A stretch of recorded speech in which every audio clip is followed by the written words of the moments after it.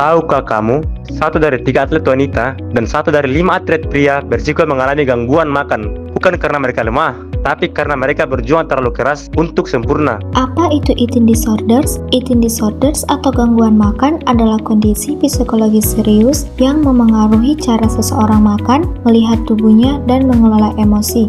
2 jenis paling umum pada atlet adalah anoreksia nervosa dan bulimia nervosa. Anoreksia nervosa membatasi asupan makan secara ekstrim, takut berlebihan terhadap kenaikan berat badan. Bulimia nervosa, siklus binge atau berlebihan makan, dan purge, memuntahkan atau olahraga berlebihan, rasa bersalah dan malu setelah makan. Mengapa atlet sangat rentan? Jawabannya ada pada tekanan psikologis berlapis yang mereka hadapi setiap hari. Dalam psikologi olahraga, dikenal konsep performance pressure triad, yaitu 3 tekanan utama yang mendorong atlet ke arah gangguan mental.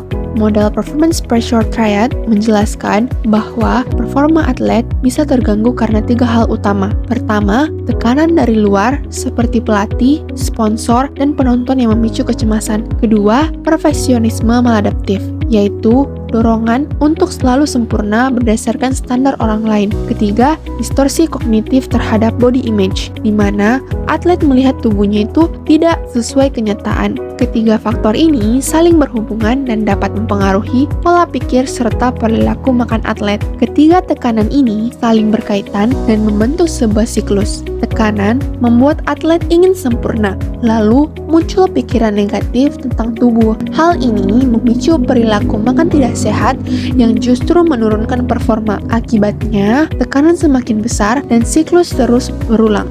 Tidak semua cabang olahraga memiliki resiko yang sama. Penelitian Sundgren-Brogen tahun 1993 menemukan pola berbeda antara jenis eating disorder dengan karakteristik olahraga. Simak tabelnya. Pada olahraga dengan penilaian estetika seperti senam dan figure skating, tekanan untuk memiliki tubuh ideal sangat tinggi, mendorong anoreksia. Sementara pada olahraga berbasis kelas berat seperti gulat dan tinju, atau yang disebut dengan weight cutting, ekstrem mendorong siklus binge purge yang khas pada bulimia. Nah, eating disorders bukan hanya masalah penampilan, dampaknya nyata, serius, dan bisa mengancam karir, bahkan nyawa atlet. Ada 3 dampak eating disorders. Pertama, dampak fisik seperti kelelahan kronis, pusing, mudah pingsan, dan risiko cedera meningkat. Lalu yang kedua, dampak psikologis seperti kecemasan, harga diri rendah,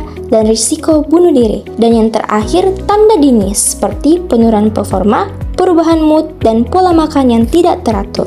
Solusi dan closing eating disorders. Apa yang bisa dilakukan? Pertama, bicara kepada psikolog olahraga, ahli gizi, atau orang yang dipercaya. Kedua, ubah mindset. Performa terbaik bukan dari tubuh yang paling kurus, tapi dari tubuh yang paling sehat. Ketiga, lingkungan olahraga harus berubah. Tidak ada komentar soal berat badan, ada budaya dukungan, bukan tekanan. Contoh solusi untuk atlet, konsultasi psikolog dan ahli gizi.